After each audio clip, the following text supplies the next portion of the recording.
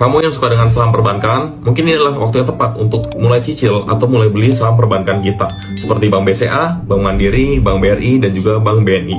Nah, kira-kira apa sih kelebihan masing-masing dari saham-saham ini, dan bagaimana analisanya? Tapi sebelum kita memulai analisa dari 4 saham ini, ada penyebab kenapa sih hari ini IHSG itu turun sampai dengan minus 1,6%. Ya, penyebabnya nggak jauh dari turunnya 4 saham bank kita, seperti Bank BCA turunnya 2,5%, Bank BRI turunnya 3,6%, dan Bank Mandiri dan juga Bank BNI ini adalah penurunan yang cukup dalam, 8%-an kira-kira keduanya. Mungkin kalian semua bertanya-tanya nih, kenapa sih 4 saham bank ini turun? Ya, ini nggak jauh dari keputusan The Fed yang baru aja rilis kemarin, di mana The Fed itu memutuskan untuk menahan suku bunganya di angka 5,5%. Hal ini akan berdampak pada BI rate kita yang nggak akan turun dalam waktu dekat ini.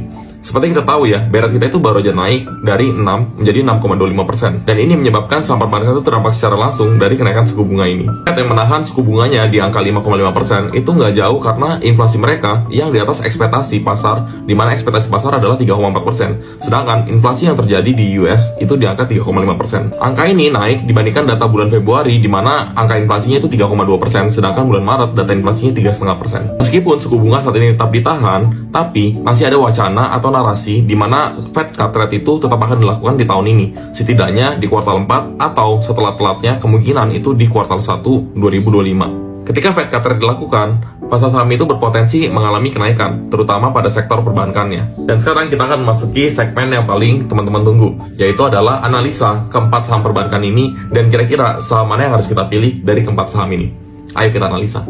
Pada chart weekly saham BBCA, di sini kita bisa lihat saham BBCA itu mendekati MA50-nya ya di garis kuning ini. Sedangkan ada area menarik lain di saham BBCA itu adalah area buy di mana 9.200 sampai dengan 9.400 merupakan area yang bagus untuk dilakukan buy pada saham BBCA.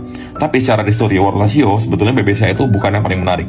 Nah, penurunan pada saham BBCA ini yang nggak terlalu dalam sebetulnya disebabkan karena CASA ratio dari BBCA itu merupakan yang terbaik di antara 4 bank lainnya. Sedikit berbeda dengan saham BCA, saham Bank Mandiri pada chart minggu ini itu ditunjukkan bahwa terjadi yang namanya rejection pada area MA50-nya, di mana area ini menunjukkan area buy. Selain itu, harga 6.000 sampai dengan 6.200 adalah harga yang bagus untuk dilakukan entry pada saham Bank Mandiri. Secara risk to reward ratio pada saham Bank Mandiri, kita bisa lihat bahwa saham Bank Mandiri ini memiliki risk to reward yang sangat menarik ya, di mana ada potensi penurunan 11%, tapi potensi kenaikannya 18%. Jelas ini lebih dari 1:1. Penurunan pada saham Bank Mandiri yang nggak begitu dalam ini itu disebabkan karena CASA rasio pada Bank Mandiri itu juga bagus angkanya. Selain itu, pertumbuhan dari kreditnya Bank Mandiri juga di atas rata-rata industrinya. Penurunan pada saham Bank BRI itu terjadi lebih dalam dibandingkan dengan Bank BCA dan juga Bank Mandiri. Dan kalau kita lihat di sini, MA50 dari Bank BRI itu tertembus, di mana ini merupakan arah patah tren ya pada saham Bank BRI. Dan kalau kita lihat di sini area untuk buy saham BRI yang paling menarik adalah 4.700 sampai dengan 5.000 angkanya. Tapi ketika saham Bank BRI ini mengalami penurunan cukup dalam, sebetulnya secara value Bank BRI ini merupakan saham yang salah satu yang paling menarik untuk dikoleksi pada kisaran harga di bawah 5.000. Dan kalau kita lihat risk to ratio dari saham Bank BRI itu adalah penurunan potensinya di angka 16%, sedangkan potensi kenaikannya di angka 35%. Hampir sama seperti Bank BRI, Bank BNI juga menembus dari MA50-nya, di mana ini juga menunjukkan kondisi patah tren. Nah, pada Bank BNI ini itu ditunjukkan bahwa area buy yang cocok adalah di angka 4.700 sampai dengan 4.979, atau kalau kita kedapin di angka 5.000. Selain itu, hal yang harus diperhatikan dari Bank BNI ini adalah risk to ratio-nya juga menarik ya, dikarenakan potensi penurunannya di angka 10%, sedangkan potensi kenaikannya di angka 30%. Jadi, kesimpulannya apa nih? Setelah kita menganalisa 4 saham perbankan ini, kesimpulan yang pertama adalah jika teman-teman menganalisanya berdasarkan valuasi dengan kondisi laporan keuangan saat ini, yang paling menarik untuk dikoleksi adalah Bank BCA dan juga Bank Mandiri, dikarenakan kondisi CASA rasio mereka merupakan yang tertinggi ya. Bank BCA di angka 80%-an, sedangkan Bank Mandiri di angka 75%-an. CASA rasio ini sangat berguna ketika kondisi suku bunga sedang naik seperti ini, di mana perbankan yang memiliki CASA rasio yang tinggi. Artinya, bank dengan CASA rasio yang tinggi itu sebenarnya memiliki kecenderungan modal yang lebih kecil dibandingkan dengan bank yang memiliki CASA rasio yang lebih rendah.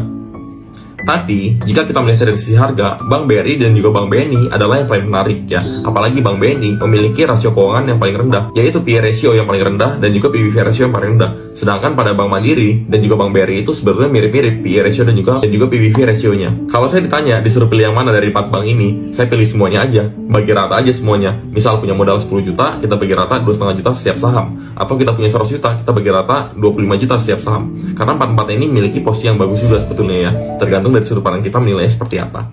Jangan lupa share video ini ke teman-teman kalian semua yang saat ini berencana untuk beli saham perbankan Indonesia. Dan semoga video ini bermanfaat buat teman-teman semua. Sampai ketemu di video berikutnya. See you!